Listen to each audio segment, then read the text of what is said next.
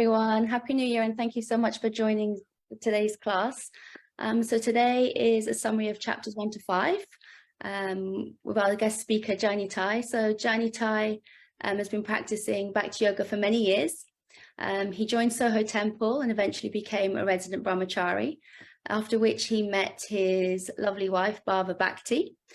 He served as the temple president at Soho for over 14 years. He's a disciple of His Grace Radhanath Swami.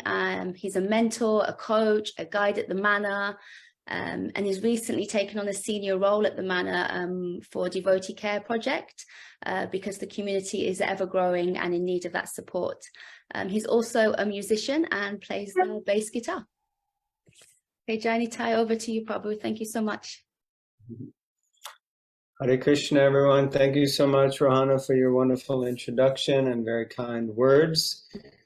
It is my great honor and privilege to be here with all of you this evening. I thank you very much for taking your valuable time to join us, to hear from the Srimad Bhagavatam and discuss. I'd also like to thank Raj Mukunda Prabhu, although I don't think he's on the call, for initiating this wonderful project for learning the Bhagavatam. And yeah, I just feel very honored to be here with all of you. So thank you very much. I was given the monumental task of summarizing 5 chapters of the Srimad Bhagavatam in 1 hour. so I think putting that into context, Srila Bhaktisiddhanta Saraswati Thakur spoke for 30 days in a row on one Srimad Bhagavatam verse without even repeating himself in any way. So, and he was doing that for at least an hour each day. So for me to cover five chapters is going to be quite a challenge, but I like challenges. So I'll probably be moving a little bit quick, and we'll skip many details, but have tried to highlight a few very important points that I felt were significant. And of course, if I'm understanding correctly, you can please correct me if I've misunderstood, but all of you have already covered all of these chapters once, and this is just a summary and a review. Is that correct? Yes? Yeah. All right, so if you will bear with me, I will share my screen, and I would also request we can chant the Mangalacharanam prayers before beginning. So you all just please bear with me 1 moment.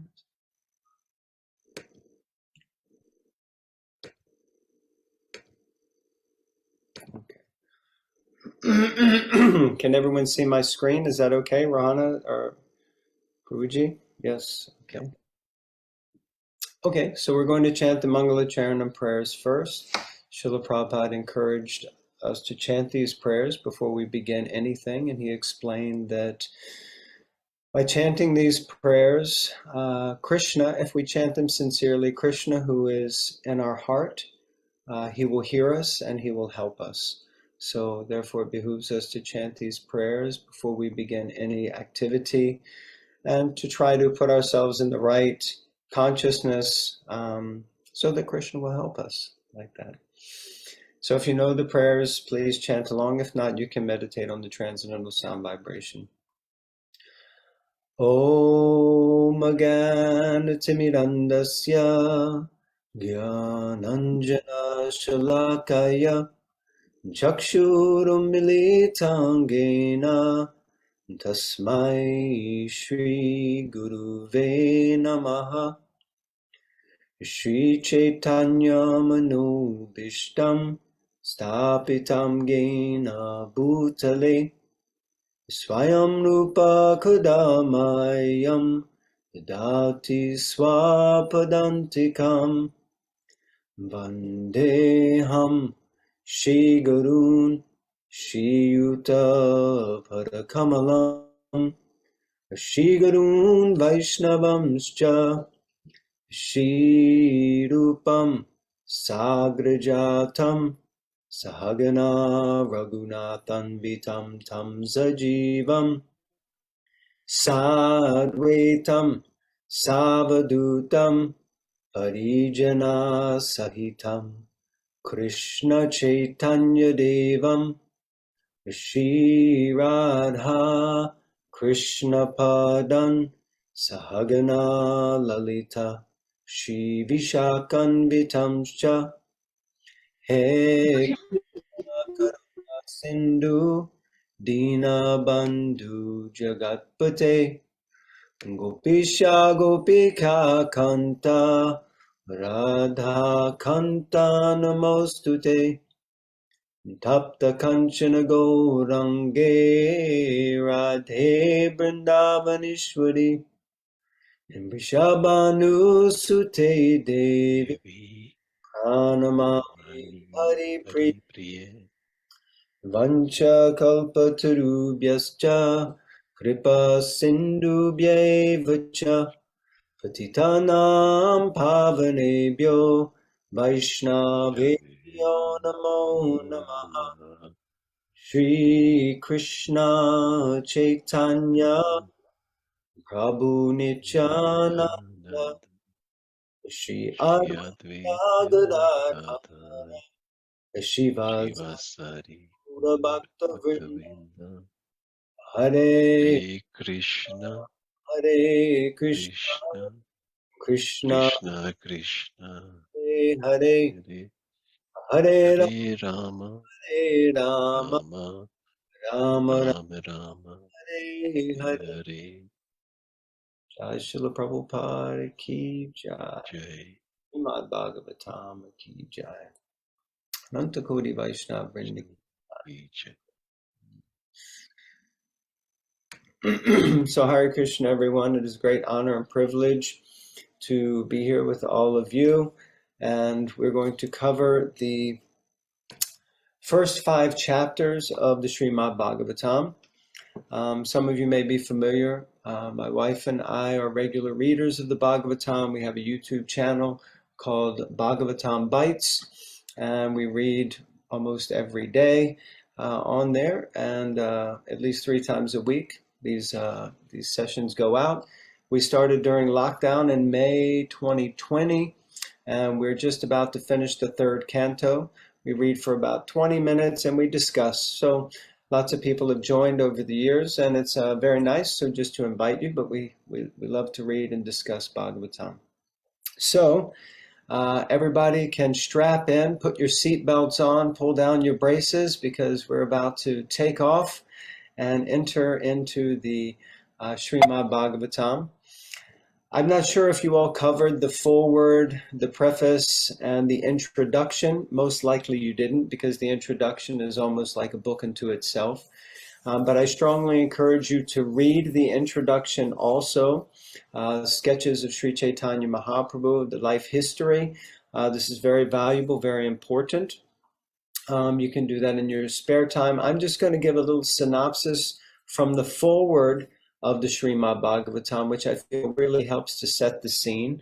And I also strongly encourage you to read this. Many times the preface, the foreword, and the introductions in Srila Prabhupada's books have really, really potent messages that are just given in a certain way in these short bursts. So I really encourage also reading those.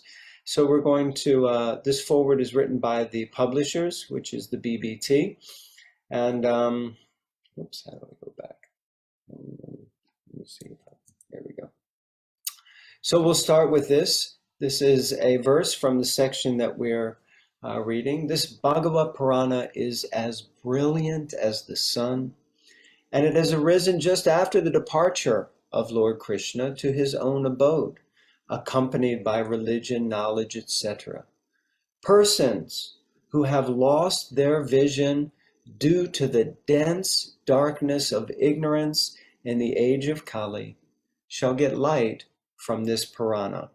So this Bhagavat Purana, this Srimad Bhagavatam, this beautiful, beautiful verse is also an inspiration for His Grace Krishna Dharma Prabhu and his wife Chintamani Dam Mataji, who have created a series of books called Brilliant as the Sun. And these are synopsis or story form of the Bhagavatam, and I cannot encourage or endorse them enough. So I would like to recommend everyone to please look those up. They're also available on iBooks and Kindle or in hard copy. They're called Brilliant as the Sun by Krishna Dharma, and I just spoke with him yesterday, and I think he said they're up to now maybe the 9th canto. So really, really beautiful. Okay, so the foreword of the Srimad Bhagavatam in the first canto starts with a history of the Vedas and the timeless wisdom of India and how it's expressed in the Vedas, which is an ancient Sanskrit language, and it touches upon all fields of human knowledge. It was originally preserved through an oral tradition, means it was originally spoken, not written. And the Vedas were first put into writing about 5,000 years ago by Srila Vyasadeva, who is known as the literary incarnation of God. So after compiling the Vedas, Srila Vyasadeva set forth the essence of the Vedas into aphorisms, which were known as the Vedanta Sutras. Sutra means almost like a shortened version. It's like when people say, let's unpack this. He created sutras, which are the packed aphorisms. And the Srimad Bhagavatam, or the Bhagavat Purana, is actually Srila Vyasadeva's personal commentary on the Vedanta Sutras. So it's very potent. And Srila Vyasadeva and Narada Muni, everyone is usually familiar with these two personalities. Narada Muni is actually the spiritual master of Srila Vyasadeva. And the Srimad Bhagavatam was written in Srila Vyasadeva's maturity of his spiritual life. And it was written under the direction of Srila Narada Muni, who is his guru. It's referred to as the ripened fruit of the tree of Vedic literature. And the Srimad Bhagavatam is the most complete and authoritative exposition of Vedic knowledge that we have available. So, Vedascha sarver aham eva vedyo vedanta krid veda veda eva chaham. Krishna explains in the Bhagavad Gita that he is the source of the Vedas, he is the knower of the Vedas, he is the compiler of the Vedas. So he is actually the goal of all Vedic knowledge, and the Srimad Bhagavatam is the essence of all that Vedic knowledge in one place. So after compiling the Bhagavatam, Srila Vyasadeva, he shared a synopsis of it with his son, who is the great sage Shukadeva Goswami, who became famous as the speaker of the Srimad Bhagavatam. And subsequently, Shukadeva Goswami recited the entire Bhagavatam to Maharaj Parikshit in an assembly of learned saints on the bank of the Ganges in Hastinapur, now known as Delhi. Maharaj Parikshit was the emperor of the world, and he was a great Rajarishi, a saintly king. And he was cursed to die within 1 week, and therefore he immediately renounced his kingdom and he retired to the bank of the Ganges to fast until death and receive spiritual enlightenment. And the Bhagavatam begins with Emperor Parikshit's sober inquiry to Shukadeva Goswami. But really this inquiry directly doesn't happen until the beginning of the second canto. The first time that Shukadeva Goswami actually speaks is in the second canto, at the very beginning of the second canto.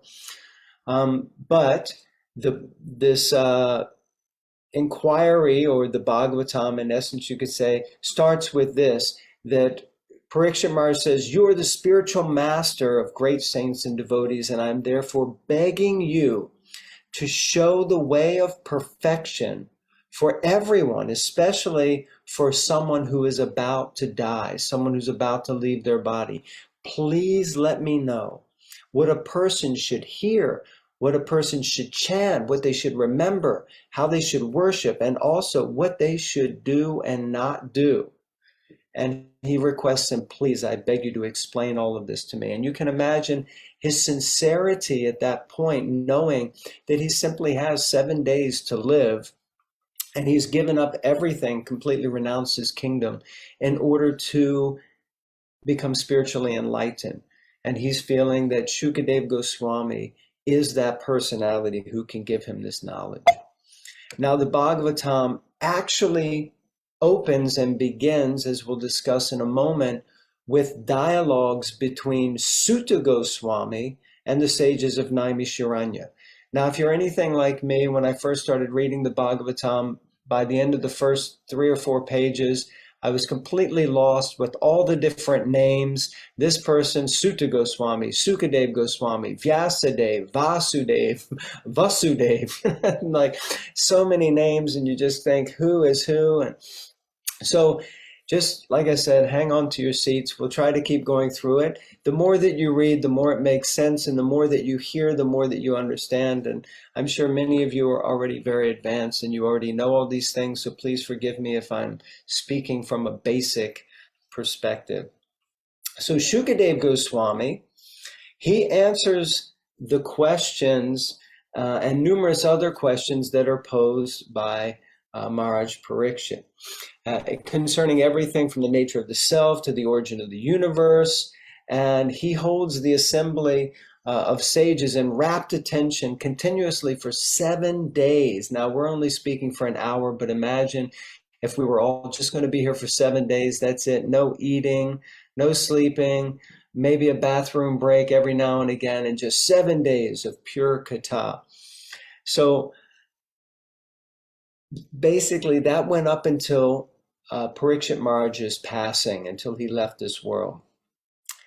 The sage Sutta Goswami, he was personally present in the assembly where Shukadev Goswami first recited the Bhagavatam. So later, Sutta Goswami, he repeated this Bhagavatam before a gathering of sages in a forest known as Naimisharanya, which still exists in North India. Some of you may have been there. It's considered the spiritual hub of the universe. And those sages, they were so concerned about the spiritual welfare of the people in the world because Kali Yuga had started or was coming. And they had gathered together in order to perform a continuous and very long sacrifice, performing homas and fire yagas in order to counteract the degrading influence of the age that we're living in, which is Kali Yuga. So in response to the sage's request, he spoke the essence of Vedic wisdom. Sutta Goswami repeated from memory what he had heard over the course of 7 days, and he enlightened the entire 18,000 verses of Srimad Bhagavatam, as spoken by Shukadev Goswami to Maharaj Parikshit. So Sutta Goswami is quite an amazing personality. We won't get so much into his history, but it is explained in these first chapters of the Bhagavatam.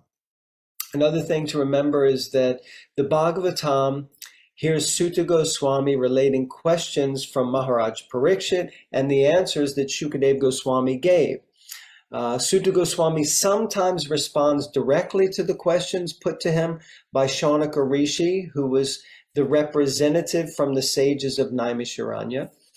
And therefore, simultaneously, we often will hear 2 dialogues going on in the Bhagavatam, one between Parikshit and Shukadev, and one between Sutta Goswami and Shaunaka Rishi, who are there in the forest of Naimisharanya. Furthermore, while instructing Parikshit Maharaj, Shukadev often relates historical episodes of conversations and lengthy philosophical discussions that happened between different sages, sadhus at different points in times, such as Narada Muni and Vyasadev, and so many others. So we have to understand that actually the Bhagavatam, if you read it from beginning to end, it is not chronological. It jumps around all over the place. And sometimes you'll be in the middle of a chapter, in the middle of the Bhagavatam, and you'll be like, who is speaking here? Because it's a conversation that Sutta Goswami is conveying to Shaunaka Rishi of what Shukadev Goswami said to Parikshit Maharaj, and he may be talking about something that Narada Muni said to some great king somewhere, and they'll be talking about a conversation inside of that. So it can be very, very challenging. But you just have to keep trying to understand not only the philosophical points, but just absorb ourselves in the teachings and the dialogue that are being conveyed. And Srila Prabhupada explained that the Bhagavatam is like sugar candy. And he said that wherever you bite into it, wherever you taste it, you'll find it equally sweet and relishable. Therefore, to taste the sweetness of the Bhagavatam, he said you can begin reading it anywhere, in any of its volumes. But Srila Prabhupada very much encourages that after some introductory taste, you should go back to the beginning of the Bhagavatam, and it must be read from the first canto systematically all the way through to the 12th canto. And Srila Prabhupada, he gives us the assurance in the introduction that if you read the Bhagavatam from the first canto up to the 9th canto, he says you will be sufficiently God realized in order to enter into the 10th canto so that you can enter directly into the Leela and the pastimes of Lord Sri Krishna and Srimati Radharani.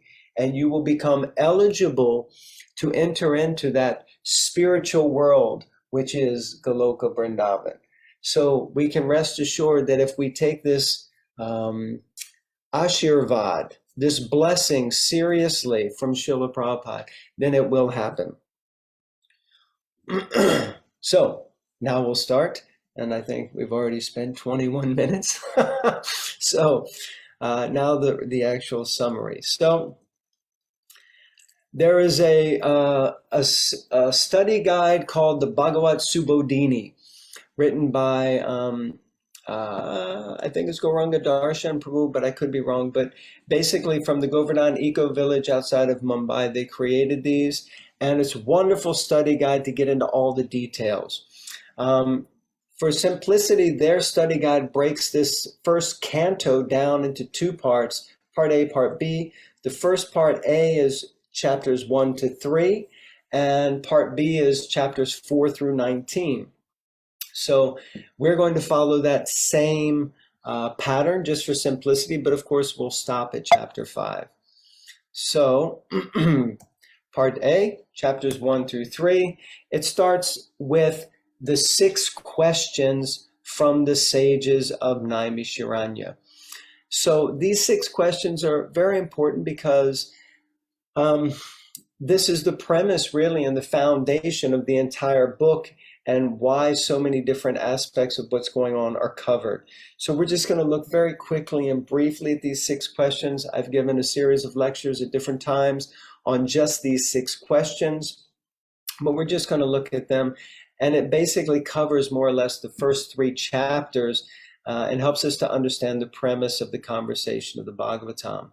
So the 6 questions, these are sutras or shortened abbreviations from the actual dialogue, or extracted from the dialogue. So the first one is, what is the highest good? What is the best thing that we can do? And that's first canto, chapter 1, text 9.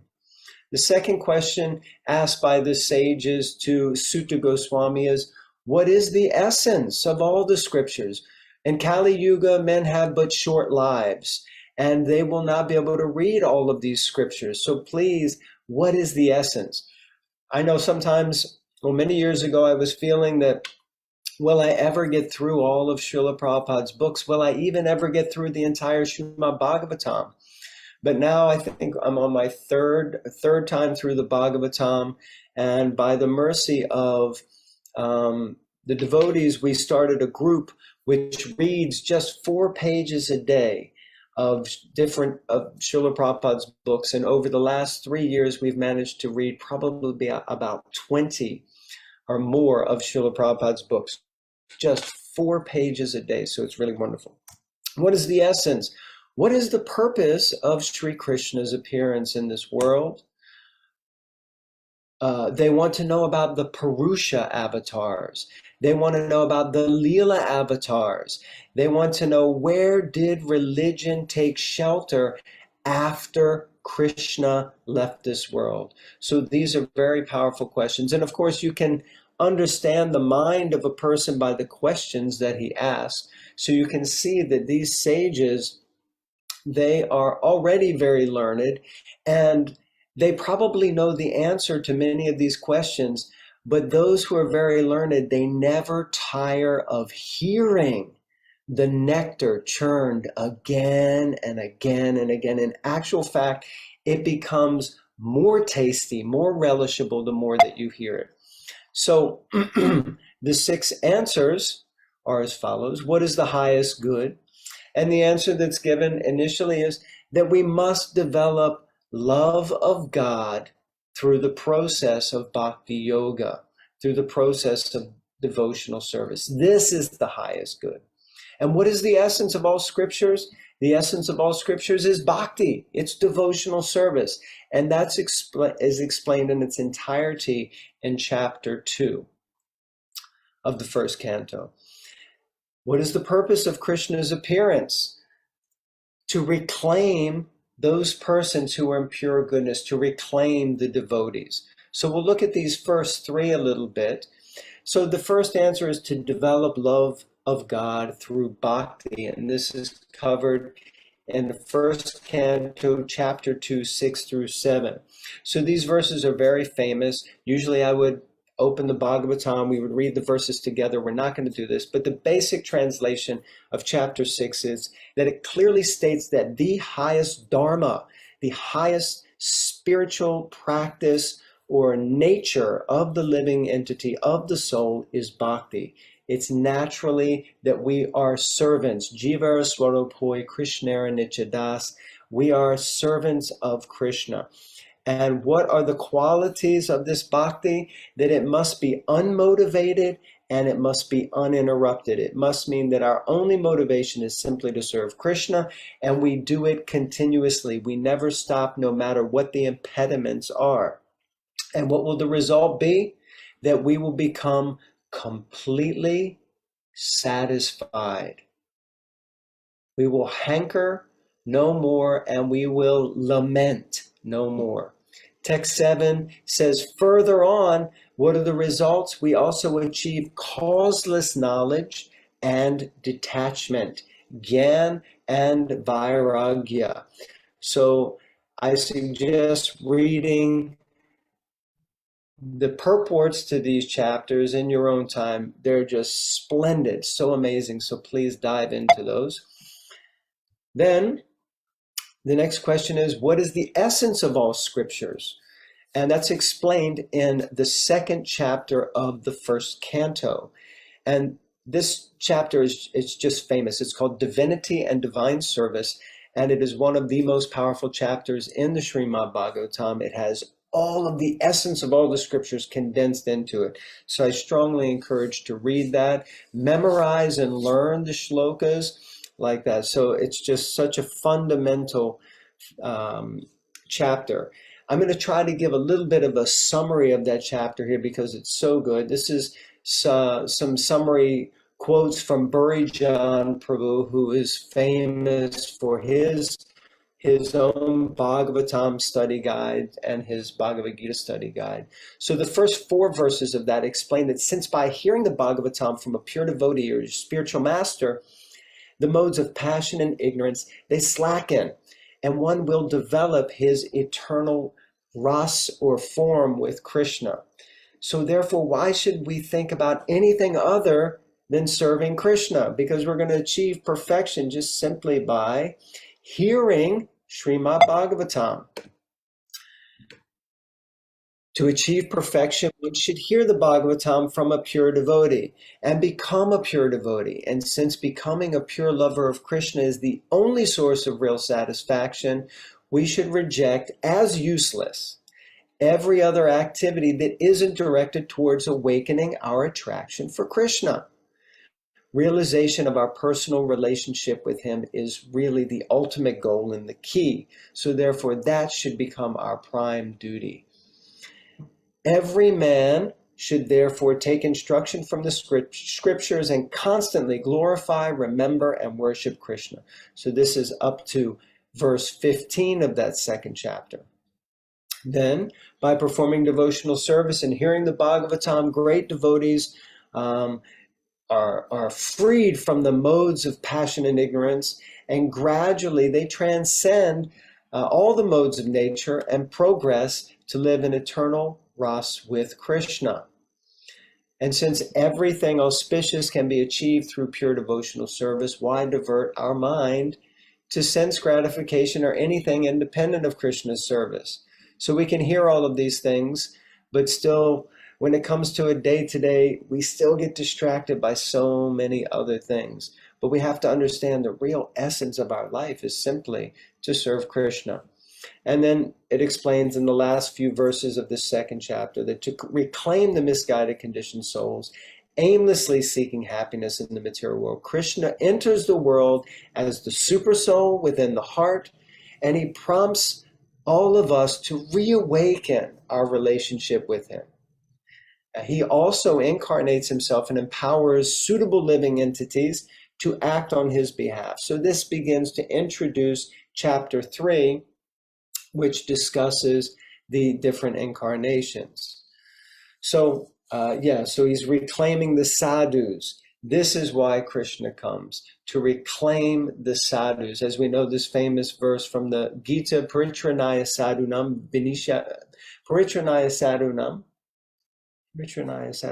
vinashyacha duskritam dharma samstarpanataya sambhavami yuge yuge. That Krishna comes specifically and most importantly to Paritranaya sadhunam, to deliver the sadhus. So this is Krishna's main purpose for incarnating himself and for sending his representatives. So the next 4 answers about the Purusha avatars, this will be explained in the second chapter also, verses 30, and then more so in the third chapter where the Purusha avatars are described, and we'll explain a little bit about that, who the Purusha avatars are. And the Leela avatars is explained in the first chapter, verse 18, but it's also explained in the entirety of the third chapter. It's asked in this first chapter verse.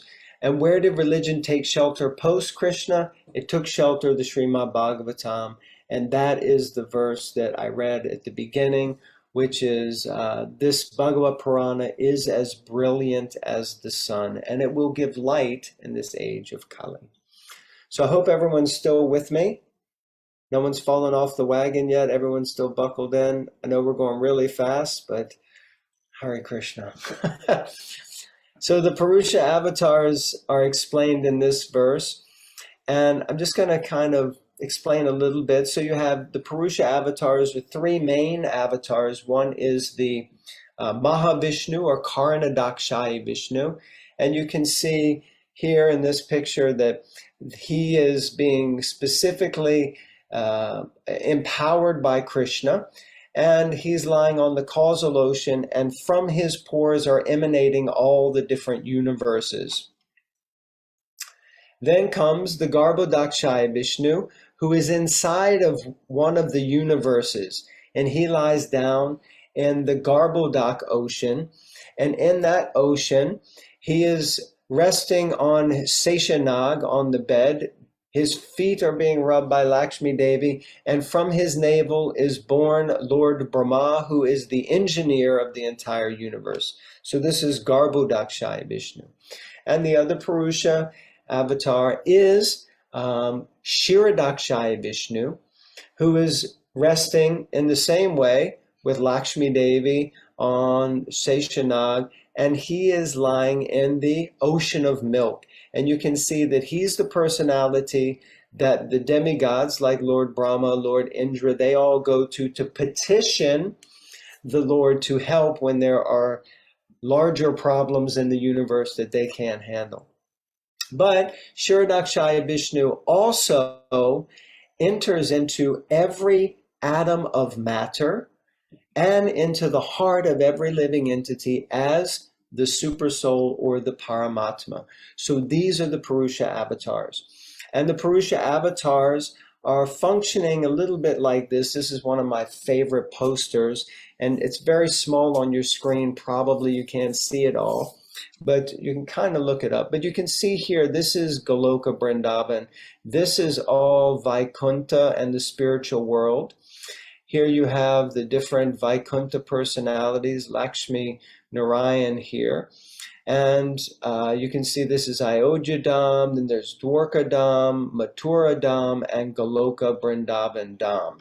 So from here, we go into the Kailash, Aishwarya Dham, you have Krishna's Brahma Jyoti effulgence, and then you have the Karna ocean. And this is where Karna Dakshaya Vishnu or Mahavishnu is lying in the causal ocean, and from his pores, these universes are being created. And inside of one universe, you have Lord Brahma, who is sprung from the navel of Garbhodakshaya Vishnu, and he has engineered and created the entire universe, which we are right here. You can see, you are here. That's us on planet Earth. In this big scheme of things, you know, we're just right here in the middle of some little planet, which is just one universe amongst millions and trillions of unlimited universes, many of which are actually much larger than our universe. And we're just little jiva on this big planet and one universe out of many, many millions of universes. So these are the Purusha avatars. Hopefully that's helped to explain a little bit. Then the question of the Leela avatars is explained in the entire third chapter. After the Purusha avatars, from text 6 to 28, is explaining all of the different Leelas. Usually I would read through each of them so we could talk about each of the different avatars, but we don't quite have time for that. So you can see this is a picture of the primary Das avatars. We often sing this song on their appearance days, the Das Avatar Stotra by Srila Jayadev Goswami. And these avatars take the form of Matsya, and you can always remember them because they go through like the development of consciousness, starting with a fish, then you go to the tortoise, then you go to the boar, Varaha, then you go to Nishringa, who's half man, half lion, then you go to Vamanadev, who's a dwarf, Parshuram, Lord Ram, Balaram, Buddha, and then Kalki. So these are the Das avatars, like that. So they're discussed in depth in the third chapter, which you all probably remember. So then the last question is, where did religion take shelter after the departure of Lord Krishna? And the answer is the Srimad Bhagavatam. So now I would like to give all of you a very special darshan now of something that you may or may not be able to appreciate. But I think it's a clear sign of how this is so true, that religion took shelter of the Bhagavatam. Because Srila Prabhupada started translating the Srimad Bhagavatam in India, in the Radha Damodar temple in Vrindavan. And he was working so diligently to complete this first canto. It took him several years to do so. He was engaged in so many different activities in order to manifest this and make it happen. Then, finally, Srila Prabhupada decided to leave India and come to the West, simply on the order of his spiritual master, to share the message of the Srimad Bhagavatam with the world. feeling that I have completed this first canto and I've given everything that I possibly can from all the acharyas in this first canto to share with the world. He had 100 copies, as far as I'm aware. He had them packed in a trunk. They were loaded on the Jaladuta, and Srila Prabhupada himself was on the Jaladuta. All he had was like a bag of puffed rice, a change of clothes, and an umbrella, and about something like 42 rupees, something like that. That's all he had for his own person, and this box of books. The Srimad Bhagavatam in 3 volumes and 100 copies of 3 volumes, so 300 books. I have here 2 of those volumes. These are actually 2 of the books that were on the Jaladuta with Srila Prabhupada, and they came to the West and they brought light to all of us. This is the proof that the Srimad Bhagavatam is the place where Krishna has gone in the age of Kali, and that Srila Prabhupada is the empowered personality to distribute that light to the entire world. So I have the part 1 and part 2, volume 1 and volume 2. If anyone knows where I can get volume 3, I would be very happy. But for now, we have this, so you can all put your heads to the screen and take the mercy that these books traveled. Whoop, they're disappearing here. Can't get too close, I guess. That they traveled with Srila Prabhupada to the West and were the first books to enter the Western world. So very nice. Okay, we're on to part B, and we've got 20 minutes. So excited. Hopefully everyone is very excited. All right, so after these initial questions, then Shaunaka Rishi, he requests Sutta Goswami to please speak more about Srila Vyasadeva and also about Shukadev Goswami and the famous conversation with Parikshit. So Shaunaka Rishi, he begins to inquire from Sutta Goswami, and Sutta Goswami starts to explain by introducing Srila Veda Vyas, otherwise known as Srila Vyasadeva. And although this chapter, chapter 4, is actually entitled The Appearance of Narada, more information is actually given about Srila Vyasadeva and his circumstance, which invoked Narada Muni's appearance in Srila Vyasadeva's hermitage. Vyasadeva was the son of Parshuram Muni and Satyavati, who was the daughter of Satyavati. Foreseeing the trouble at the end of Kali, he divided the Veda into 4 so that the divisions of society could easily access and be purified within their occupations. He also compiled the Puranas and the Itihasas, which are the histories like the Mahabharata, but he was still feeling very incomplete. He did all of this work and still he was feeling incomplete.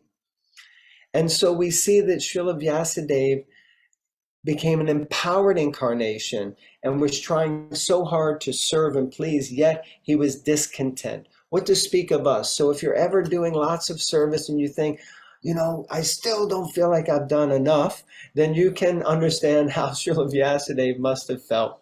So from this chapter, we can see, I'm not going to read through all of this, but it's basically what I just said.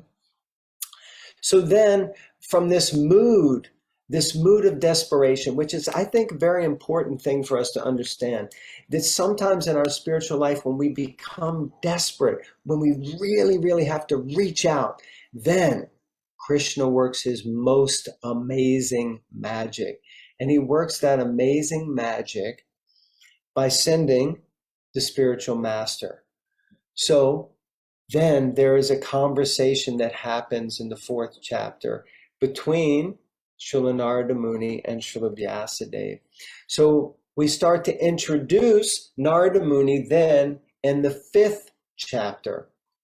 And Narada immediately but respectfully questions and clarifies with Srila Vyasadeva that it is not due to a lack of knowledge that is why you're despondent. And he addresses him. Actually, Narada Muni calls Srila Vyasadeva Prabhu, which I think is just so wonderful, because even though he's his guru, he is still addressing his disciple as Prabhu. He's humbly, calling him master. And then he asks him, what do you think, Srila Vyasadeva? Now, these points are very important, and if we were having a regular class, I would really open this up for us to dialogue and try to understand. But we see here the conversation. Srila Narada said, you have not actually broadcast the sublime and spotless glories of the personality of Godhead. That philosophy which does not satisfy the transcendental senses of the Lord is considered worthless. So it's very, very tactful and tactical what Narada Muni does. He engages Srila Vyasadeva to speak and speak and speak, and he listens, and then after he's done, he starts to speak and explain to him, this is the situation. That those words which don't describe the glories of the Lord, who can sanctify the whole universe, they're considered by saintly persons to be like a place of pilgrimage for crows. And since all perfect persons are inhabitants of the transcendental abode, they don't get any pleasure from a place that is like a garbage heap, which means there's no pleasure in reading or hearing the pastimes of, whatever famous people are out there. The most famous person is where we're going to get that transcendental nectar. And then he says, on the other hand, that literature which is full of those descriptions of the Supreme Lord, that is directed toward bringing about a revolution in the impious lives of this world's misdirected civilization. And such transcendental literature, even though imperfectly composed, are heard, sung, and accepted by purified men who are thoroughly honest. This is such a famous verse from the Bhagavatam. Again, if you can, learn it, study it, read it. This is 1.5.10 of the Bhagavatam. Such an important verse. And also Srila Prabhupada quotes this in his preface.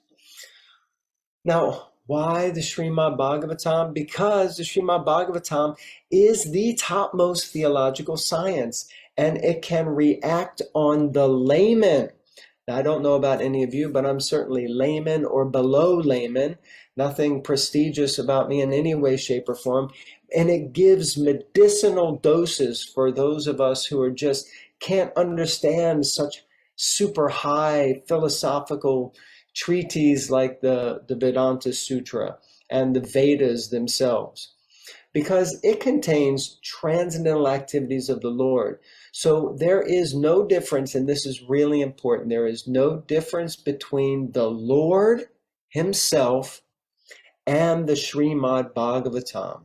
So the next time you pick up your Srimad Bhagavatam, the next time you pick up the book, you should understand you are holding God in your hands. When you open and start to read, you are hearing directly from God. The books are worshipable. You can offer diya, you can offer incense, you can offer flowers, you can offer, whatever to the books, because they are non-different from Krishna. It is factually a literary incarnation of the Lord. And so that laymen can hear the narrations of the activities of God, then they're able to associate with the Lord, and thus gradually they become purified from material diseases. The expert devotees also can discover novel ways and means to convert the non-devotees in terms of particular time and circumstance. Now, in this purport, Srila Prabhupada gives some amazing insight into how we can have dynamic outreach and preaching. He explains that devotional service is dynamic activity, and the expert devotees can find out competent means to inject it into the dull brains of the materialistic population. This is just so brilliant. Such transcendental activities of the devotees for the service of the Lord can bring a new order of life to the foolish society of materialistic men.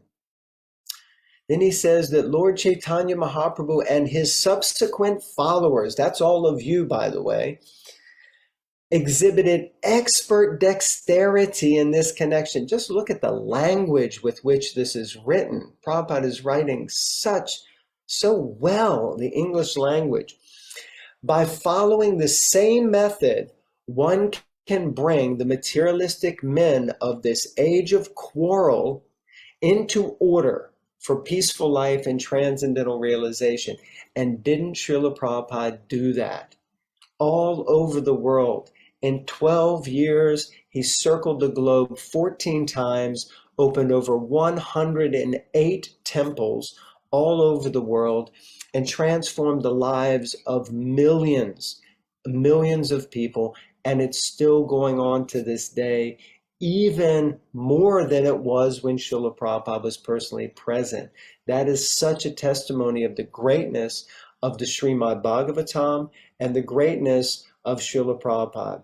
In the early chapters, actually it's in the first chapter of the Bhagavatam, it's explained in one of the verses there that there are two types of Bhagavat, the person Bhagavat and the book Bhagavat. And the person Bhagavat is that person who is so absorbed in the book Bhagavat that whatever he does is an emanation of the book. And the book is non-different from Bhagavan, from God. So you have the book Bhagavat and you have the person Bhagavat. And both of those are personified through Srila Prabhupada. So that 5th chapter then starts to tell more of the story of Narada Muni, which is so beautiful, and I would really just love to read that all the way through with all of you. It's basically text 23 up until text 40. But the essence of that is that Narada Muni, he was just a young boy, and his mother was like a maidservant, and they lived in a small hermitage, kind of under a man who was, he wasn't a sadhu, but he was a very pious person. And so he therefore invited the Bhakti Vedantas to come and stay with him. And he requested that his maidservant lady serve them, cook for them, take care of them. And of course, this was during the months of Chaturmasya. And so it was very simple, but Narada Muni at that time was fortunate enough to get the opportunity to associate with and hear from them. And he started to develop a taste for hearing. In fact, he was liking it so much that he was praying to his mom, please, please let me just go and listen. Let me go and hear. And she was taking up more service and allowing him to not do certain services just so he could hear from these sadhus. And then one day he requested them, after they took prasad, please, can I take the remnants of your prasad? And it's described by the acharyas that simply by taking the remnants of those great sages, those Bhaktivedantas, those sadhus, he became Narada Muni. So by that hearing process, he developed taste. With that taste, his faith increased. By taking the remnants of those great souls, he became Narada Muni. And that is a testimony for all of us that we can also follow in the footsteps of Narada Muni in such a way that we can also perfect our lives and uncover our eternal relationship with Krishna. We may not become Narada Muni, but we all have a specific role to play in the eternal Leela of the Lord in the spiritual world. So towards the end of this chapter, there are some really wonderful quotes that I wanted to share, just because I think it's important that we get these. Oh, they should have come up one at a time. Unfortunately, they didn't. Sorry about that. So this is about how and why to engage in outreach. So Prabhupada talks a lot about how our Lakshmi, our money, our income should be properly spent and invested.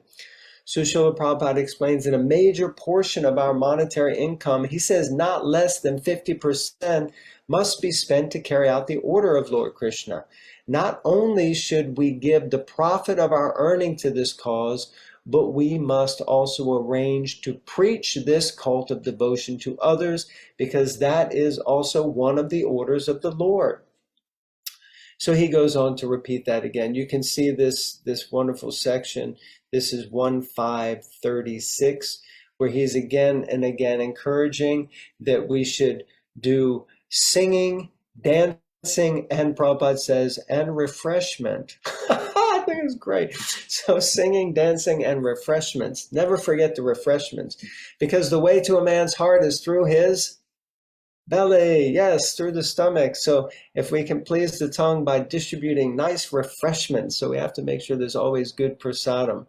So like that. So Prabhupada says here, as it is taught by Lord Chaitanya, there is absolute certainty of converting this hell of pandemonium to the transcendental abode of the Lord. No one will disagree to partake in a function where good singing, dancing, and refreshment are administered. So this is like Srila Prabhupada's key. There has to be chanting, dancing, and prasadam. So like that.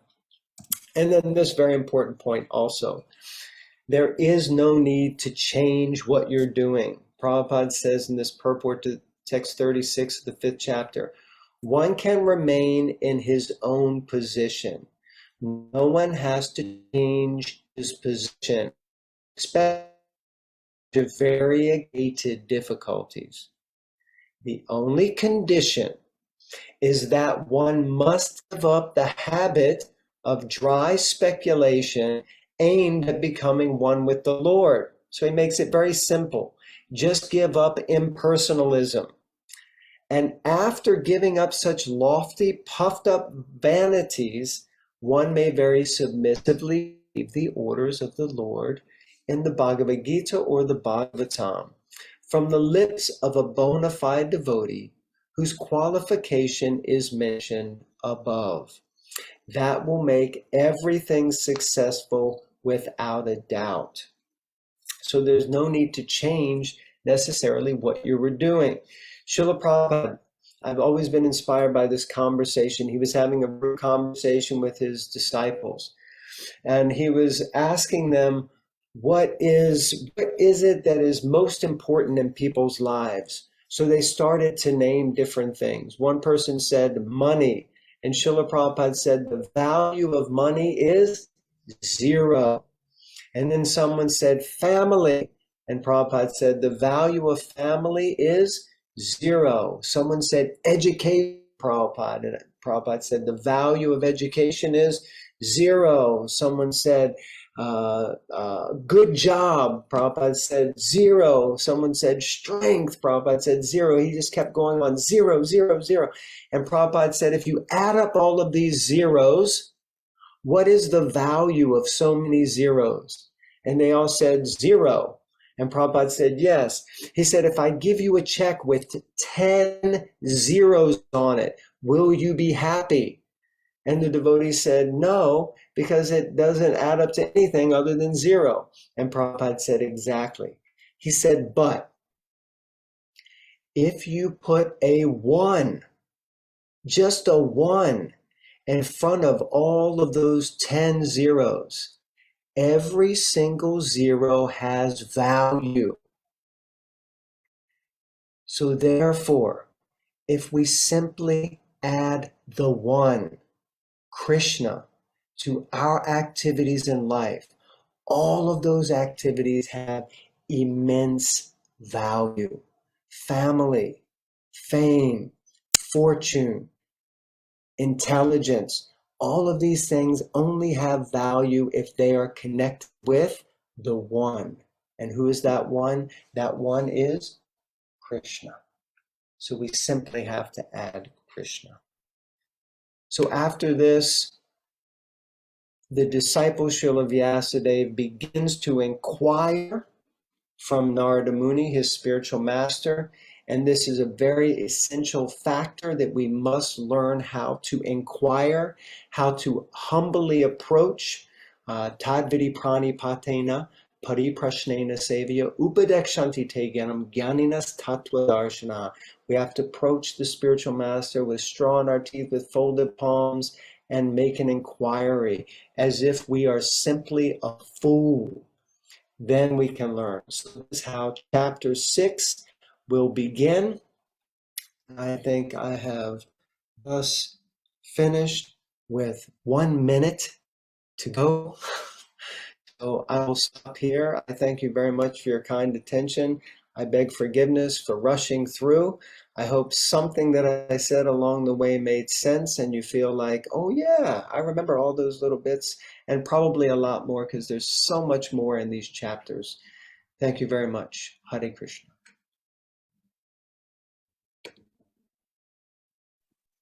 Thank you so much for that summary. I appreciate how hard it must have been to condense everything into 1 hour. So thank you so much for taking the time to do that. Does anyone have any quick questions at all? Hare Krishna, I have one question. That was really nice, Prabhu. Thank you for that. In chapter 2, it talks about the 22 avatars. And I just wanted to ask, is it Shukadev Goswami that speaks them, or is it Sutta Goswami? Yes, thank you. So I think that's chapter 3, or maybe, yeah, I think chapter 3 speaks about the different avatars, correct? Oh, yeah, chapter 3. Sorry, yeah. So, these first chapters are all being spoken by Sutta Goswami.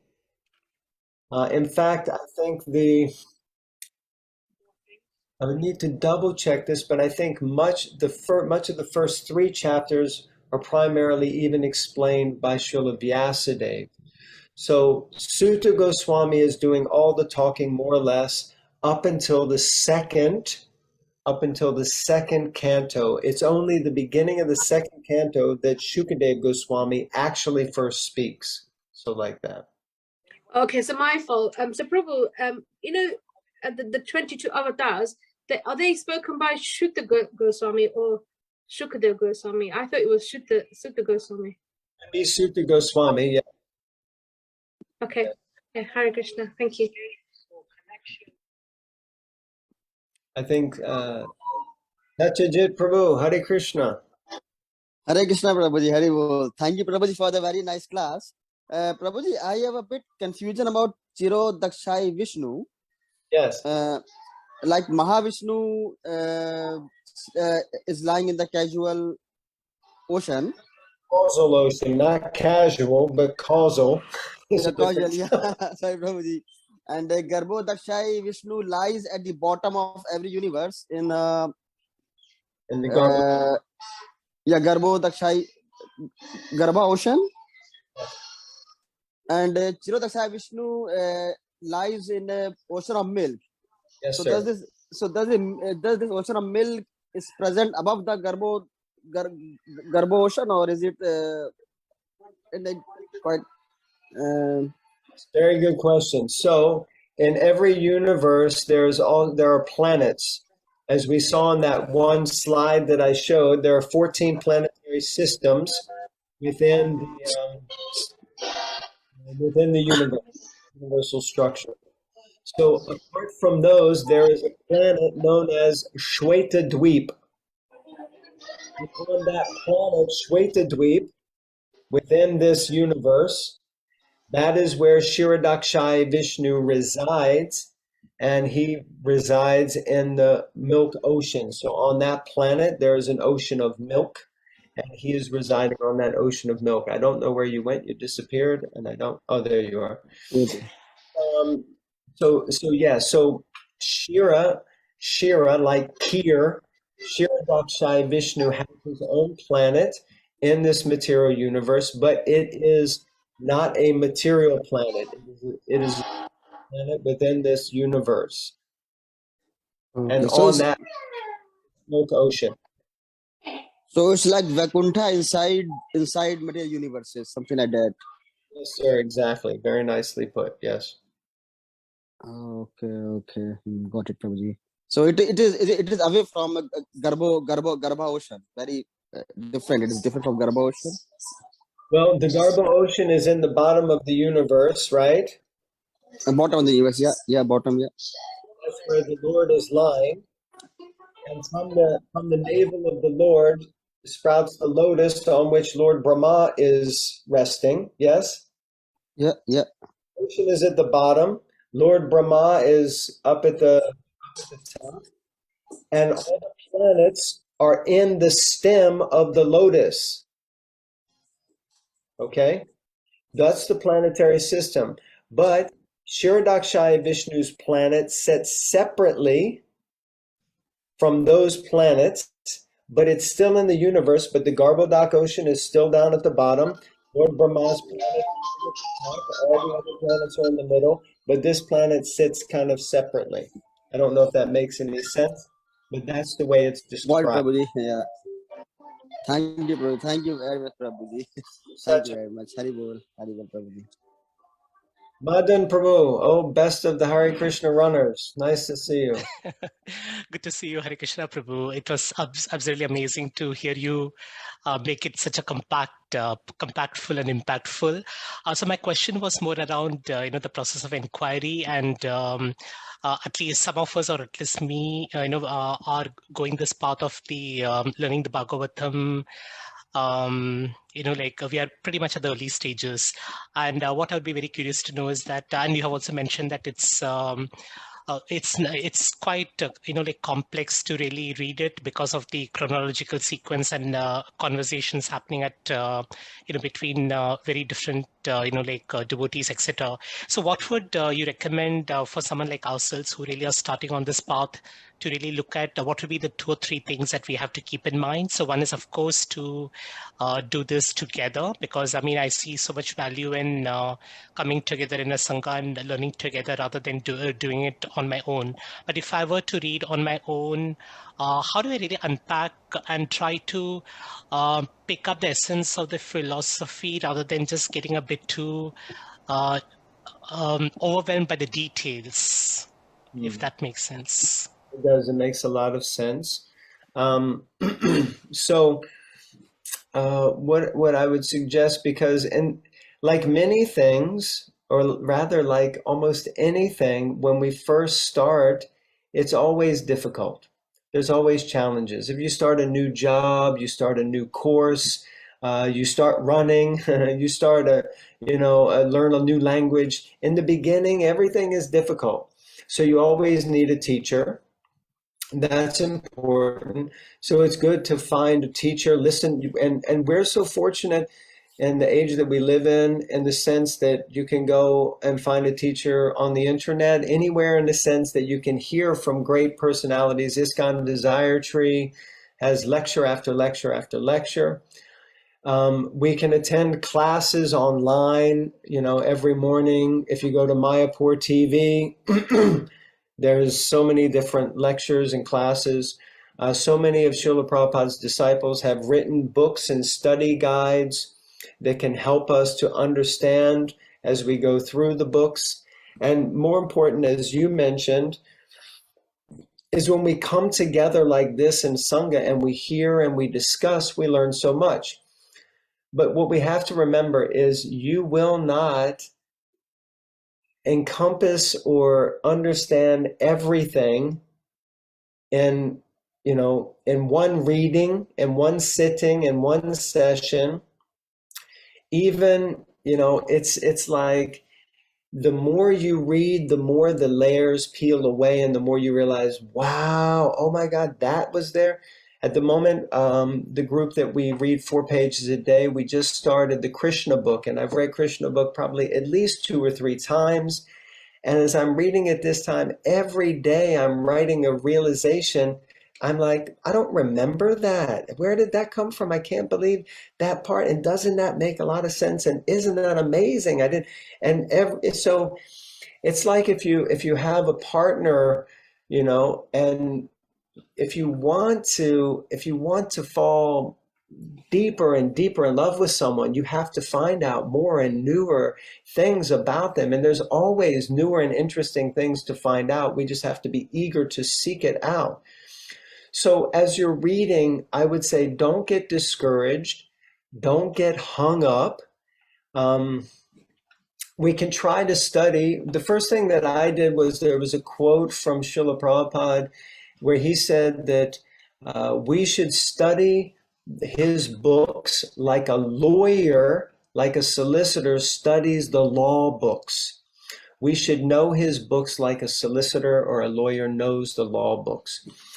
And so when I was first reading Srila Prabhupada's books, I took that quote so seriously that I used to sit and read minimum for 1 hour a day. And I had notebooks full of notes. And anytime Prabhupada would reference another book, I would go to that book, I would look it up, I would read the verse, read the purport, go. And if he referenced from that purport, I would go to another one. And I would just be like overwhelmed. But then after, I think I'd been living in the ashram for, at that point, 7 years, and I was only on the 9th canto. And when I interacted with one senior devotee, he asked me, how many times have you read the Bhagavatam from beginning to end? And I said, I'm still in the 9th canto. And he said, you've been around for 7 years. What the heck have you been doing? And I said, I've been studying. And I showed him my notebooks. And he was like, okay, that's good, but you should just read it all the way through, then study. So just read. And if you get held up and you didn't get it, don't worry, just keep going. Or make a note, make a question, try to ask it the next time you're with a sadhu, the next time you're with a devotee, but don't get hung up, just read. Because no matter how little or how much you read, we're in Kali Yuga. Within a day or two, we probably will forget a lot of it anyway. We forget so much more than we remember. So don't get hung up. Don't get, caught up. I don't get that. I don't get that. It's okay. Just relax. Just read. Even hearing the Bhagavatam, hearing the Gita, hearing transcendental knowledge. When I used in India, I would stay in Govardhan, and in the mornings for Bhagavatam class, the devotees would give class in Hindi. And I don't speak Hindi, but I would sit through the entire Bhagavatam class and just hear, because Srila Prabhupada said, even if you don't understand the language, you still get benefited. So we should just read. I hope that answers your question, Prabhu. And so just carry on.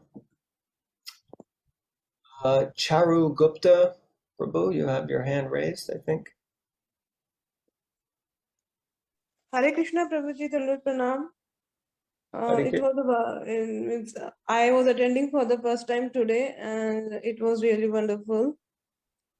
Thank you. Yeah. And what, I don't know, but this particular part of what were the questions asked by the sages and answered by Sutta Goswami, I don't know, means I have at least read about it so many times, but still I forget it. Don't worry, Mother. I also forget. If I don't go back and look at that slide now, I probably couldn't give you all the exact answers and questions. And even after teaching it so many times, like I said, we're in Kali Yuga. We have to accept that we will forget more than we will remember. And that's why every day we have to keep reminding ourselves of Krishna. We have to keep chanting the holy names, cleaning the dust off the mirror. It's like cleaning. You can clean your entire house so nice from top to bottom, and the next day when you wake up, the dust is back again, So it's like that. So you just keep going, don't worry, but take time. If there's something specific that you really want to remember, then you should take time to try to memorize it. And you can do that so wonderfully. Shlokas, you can put shlokas on little cards. I used to put them on like little note cards, post them around the house, while you're brushing your teeth, while you're doing whatever you do, getting ready for work, you just look at the card. Then while you're driving in the car, don't look at the card, but you can try to remember the verse and like that. So, just try to engage your memory and intelligence as much as possible in learning shlokas, or learning passages, or go back over those 6 questions and just memorize it. I'm sure there are things that you memorized in life, so you may have to just mechanically imprint the information into your mind. I mean, I still remember verses that I learned 23 years ago in the first Bhakta program that I did. They're the strongest verses that I remember. So it's really good to learn shlokas, Charu. Yeah, and also Prabhuji, I always get confused in the same thing that Shirodakshai, Garbhodakshai, and Mahavishnu, like which is where. But I think so. It was explained very well today. Hopefully, I will try to remember it that way. Yeah, no problem. And just keep listening to more lectures. Listen to classes, listen to things, and you'll hear it again and again, and eventually you'll just be able to repeat it. And then there'll be a whole list of new things that you can't remember. So, And Prabhuji, like I was hearing that Bhakti Vaibhav is going to start soon. Bhakti Vaibhav, is that what you said? Yeah, yes, Prabhuji. Yes, I'm not 100% sure about that. You would need to check probably the Manor website, School of Bhakti, like that. I'm not 100% sure about that. So maybe check with other places. Maybe one of the leaders on this call can inform the group with that information of the formal study of the Bhagavatam. So like that. Yeah. Thank you, Mother. I think a few other, about 5 hands raised now. Everyone's getting excited. So I think we're gonna go to the next person, Ayas Mitakar. Oh, okay, they disappeared. Hi, sorry, Hare Krishna. This was my first session. I'm just getting introduced to this, and I think, yeah, the experience so far has been really transformative in whatever little ways I've been able to pick up, and I believe that it's just Krishna's blessings that are with me, that I'm being introduced to these beautifully, intellectually, extremely enriching ideas and thoughts. So I just want to extend my gratitude to you, to everybody who's associated with this. And I just want to say thank you for enlightening me with the things that you have spoken today. It's given me a lot to reflect about. I'm just reading the Bhagavad Gita now. Just started doing that. I'm in the second chapter, in the middle of the second chapter. I've always been very drawn towards Krishna, especially the last few months, probably like a year, but this is the first time I'm doing like systematic study of things. So that's been really enlightening and encouraging in so many ways. I just wanted to extend my gratitude. So thank you so much. Thank you so much. It's so inspiring when you hear that someone is taking up this. It's transformational. This is really life transformational work that you're doing. And Absolutely. I encourage you enough. Is that how you pronounce your name, Ayushmitakar? Yes, I'm actually from Bengal, so it's Oyushmita. Oh, okay. But it's fine. It's just a name. It's all right. Ayushmita, thank you so much. Keep going. Yes, with your blessings, with everybody's blessings, I hope I can continue on this journey. In a couple of years, you'll be doing what I'm doing today. So I'll be. I hope Krishna guides me. Okay, Arun. Hi, Hare Krishna. Thank you very much, Prabhu. I mean, as Ayosmita said, I am also a newcomer and very excited to join this and this webinar. And thank you very much for giving this opportunity to people like us who has moved to this country probably 20, 25 years ago, and keen to learn more about Bhagavad Gita because we have heard about it, but never really looked into it. So this is a good forum. So there are 2 questions from my end. Where can I get the book that you are referring to? That's number 1. And is there any reason we are calling it as a Bhagavatam rather than, because I've heard the name Bhagavad Gita since I was a kid. So those are the 2 questions I wanted to ask. Hare Krishna, thank you. Thank you for coming on. I saw your question pop up in the chat, and I was hoping to get a chance to answer that. Yes, So that is one of the things that can be very confusing. It also confused me in the beginning that we hear Bhagavad Gita, and then all of a sudden someone starts saying Bhagavatam, and you think it's the same thing. They're different books. So the Srimad Bhagavad Gita, this is the song of God. So this is Krishna's direct speaking, and this is on the battlefield of Kurukshetra, and a conversation between Krishna and Arjuna. That is the Bhagavad Gita, the song of God. The Bhagavatam, Srimad Bhagavatam, is the story of the life of Krishna and Krishna's devotees.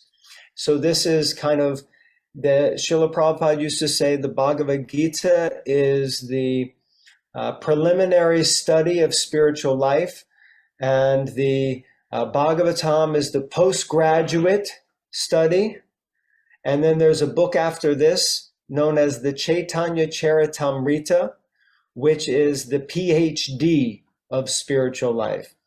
So the Bhagavatam is a different book, but as you read the Bhagavatam, especially the first canto, there's much of the first canto, and you'll start to get into it probably from around chapter 7. So a couple more chapters, which up until the end of the first canto is almost a lot of the Mahabharata and the Bhagavad Gita are included in this beginning section of the Bhagavatam.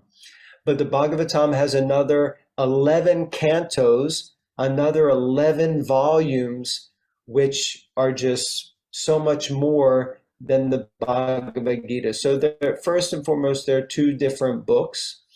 So just so that's clear. Where you can get the book, I'll ask the devotees who are overseeing things here, Mr. SB3 and Rohana. So if they can arrange maybe on the chat or somehow to be in touch with you, we can always send you a book.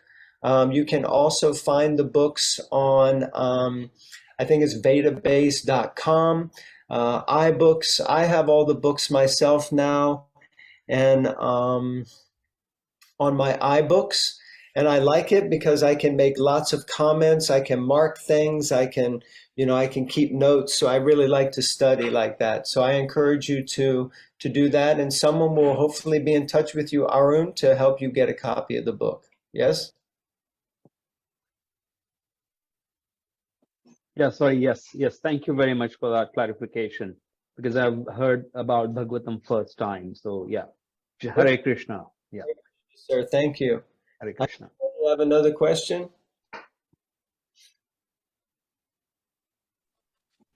I've got a question for you, Prabhu. It's Meena here. Hey, Meena. So obviously you just talked about the two different books, the Bhagavad Gita and the Bhagavad Purana. Is it better to first read the Bhagavad Gita and then move on to the Bhagavad Purana? The reason why I ask is I've actually read the Gita. I haven't sort of done it in a Sangha, but I'm actually going to do the actual Bhagavatam course. So it starts, I think, next weekend with the manna. And I just wanted to see what your take on that was. Yeah, like we had the one slide that said it's like sugar candy. Wherever you bite into it, it's sweet. So it's no problem.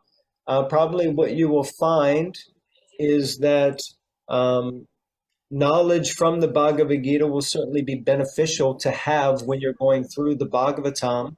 But I guess you could understand also that all the knowledge and wisdom that's there in the Bhagavad Gita will be covered and then some in the Bhagavatam. So like that, it's okay to go ahead and get into the Bhagavatam. Although if the systematic study, which is Bhakti Vaibhav, I thought that usually a prerequisite for Bhakti Vaibhav was that you had to do Bhakti Shastri.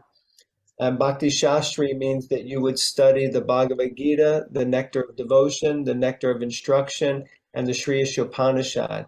So usually there's a prerequisite before going to Bhakti Vaibhava, which is that you would do these other 4 preliminary books.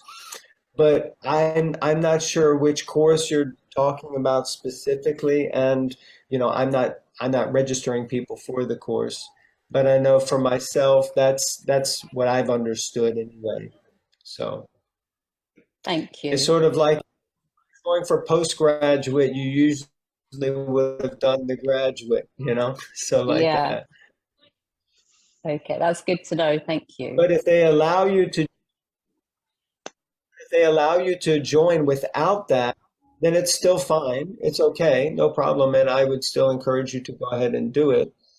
Okay. Even I'll give you an example. My wife and I teach Bhakti Shastri. There was one lady who came to do the Bhakti Shastri course with us, and she had already been a devotee for over 25 years. She said, I just thought I'd try the course. I've been reading Prabhupada's books for 25 years.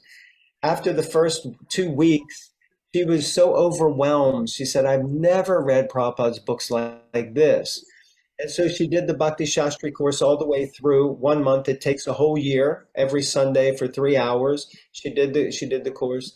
The next year she signed up again, and she did the Bhakti Shastri course again. And I was like, she said, I loved it so much, I just have to do it again because I know I forgot more than I remembered. And she did it again. Yeah. And at the end of the second year, I was talking with her and she said, I learned so much. She signed up again for the third year. So in that way, it's not that just by doing it once, you're going to get everything anyhow. So just dive in wherever you can find a pool of the nectar and just swim around and absorb yourself in it if they'll allow you, I think. Does that make sense, Meena? Absolutely. Excellent. Thank you, Prabhu. Thank you. Wish you the best. So I think, Anita, you didn't come on last time. Do you have a question? Yeah, Hare Krishna, Prabhu. I've got a question. Chapter Canto 1, Chapter 3, it talks about Srila Jiva Goswami's statement, and it talks about the Swayam Rupa and Swayam Prakasha. I just wondered, is there like a separate supplement that expands on these portions? Because I thought it seems like there's more to read on those sides, on that side of it. Is there extra supplement statements?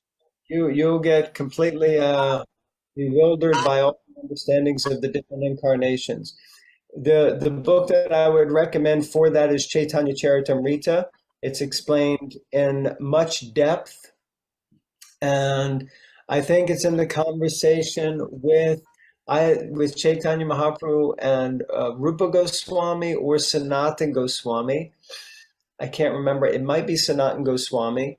And he explains all of this in depth with all the incarnations. So that's in the Chaitanya Charitamrita. But if you continue to read the Bhagavatam. No, sorry. Sorry to interrupt. Yeah, but if you continue to read the Bhagavatam, Srila Prabhupada will also touch on all of these points. Okay. Hare Krishna. But the Chaitanya Charitamrita describes it in exact order and specifics.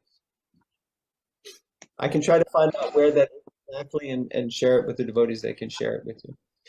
Okay, we're getting a bit late now. We'll stop with Ashok, but we have Janukanya. Hare Krishna.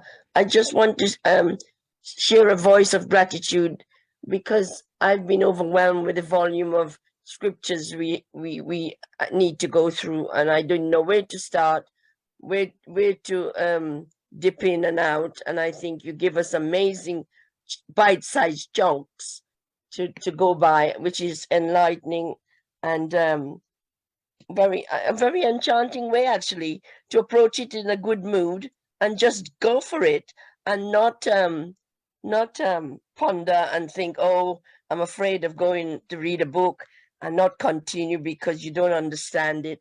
I don't understand it all the time, but when I do understand it, it's so sweet. And when it's so sweet, I want another taste of it, and I keep going. But I do forget, as everybody's saying. I'm such a big forgetful person because of my age. I think also it doesn't help. But I'm so I'm hungry for it all the time, and I want to go on and look into it. And you actually so inspiring, and you give me such enchanting mood to go forward. Wow, Thank you. that's inspiring for me. Thank you very much, Janukanya. Please continue. Keep going. Keep going. And one thing I would like to know, how do we join this group? It's my first time as well. And and this is what I was looking for when I didn't think it existed. So can I be included in your group when you do it again? I hope so. I just fell on this advertisement, and I thought I'm going to join it. So there you are. Krishna is sending me in a different path, obviously. Yeah. So happy I was here for your first visit. I feel blessed. So hopefully Rohana and I just have to say SB3 will look after you and make sure you join up. Thank you. I'm sorry to hold you back. I know it's late. You're pushing me forward. I'm so happy. Ashok, please, you have some question? Yes, Prabhuji, I have one question for you. It's multiple questions, but what it is you explain the different layers from the heavenly planets down. Yes, sir. Down, and with the scriptures, we are all striving to get liberated to go back up to the heavenly planets.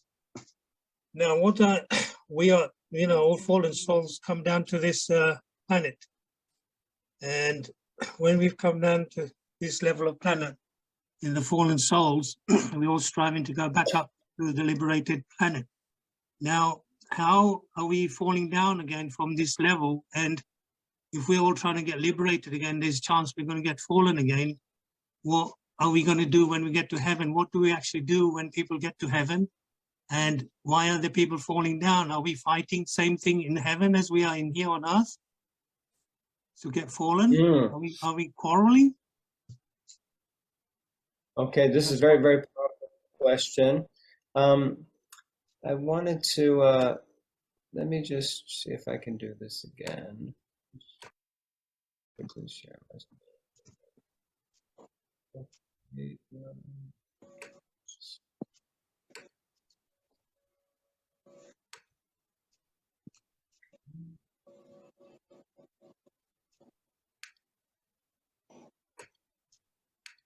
Okay. So, Ashok, you can see my screen? No, I can't. Oh, can anyone else see my screen? Yeah, I can see now. Yeah, I can see the screen now. Yeah. Yes. All right. So we're here, right? And also, Satyajit was asking earlier. This is Shiradakshai Vishnu's planet here. So, anyway, we're here. This is the earthly planet, and you mentioned about the heavenly planets. So yes, many personalities are trying to get entry into the heavenly planets, but you're using a terminology of moksha or liberation. But liberation doesn't occur by going to the heavenly planets. So I hope that will make some sense, because the heavenly planets, and these are the hellish planets down below, all of these planets are in the material world. So they're all material. Liberation and or moksha occurs in different platforms, but it occurs when we go outside of, see this universe, that's where we just were, when we cross over into the Brahmajyoti, and when we head back to the spiritual world, back to Vaikuntha. So once we go to Vaikuntha, this is where we achieve what's known as real liberation, where we actually return to our original spiritual form in the spiritual world. And once we return back there, we do not fall down again. Krishna assures us of that in the Bhagavad Gita. He says, Jamma karma chame divyam evam yoveti tattvataha tyaktva deham punarjama naiti mam eti so Arjuna. One who understands the transcendental nature of my appearance and activities in this world, he returns to be with me and he never comes back again. So But if you desire to go to the heavenly planets, you can go there, but you will fall down from the heavenly planets because it's a material planet, and you go there with a certain number of credits on your credit card. And once you spend those credits, your good karma runs out, and you have to come back to the earthly planets to start to accrue karma again. So hopefully that makes a little bit of sense, but we're here. This is in the material universe. We're among unlimited material universes. We want to move out of this universe and go back to the spiritual world, which is Vaikuntha. The material world is only 1/4 or 25% of the entire creation. The other 75% is the spiritual world. So that's the situation. In a short answer, I think that's with these pictures, that's probably the best way that I can explain it, Prabhu. No, that was excellent. Thank you. But how did Jagai and Madai fall down then? Because they were cursed when they were in heavenly planets then.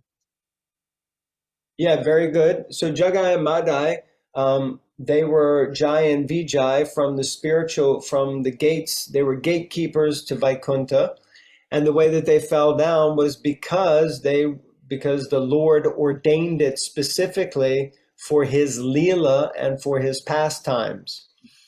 So like that, they were, you can say they were cursed, but it was only the four Kumars cursed them, but it was only Vishnu who allowed that curse to happen. Otherwise, his gatekeepers couldn't have just been cursed to come to the material world. Sure. Thank you very So much. it's called Leela. Yeah. Thank you, Ashok, for a wonderful very lovely question. class as well. Brilliant class. Thank you so much for your encouragement, Prabhu. I'm very grateful. Hare Thank you. Krishna. Hare Krishna.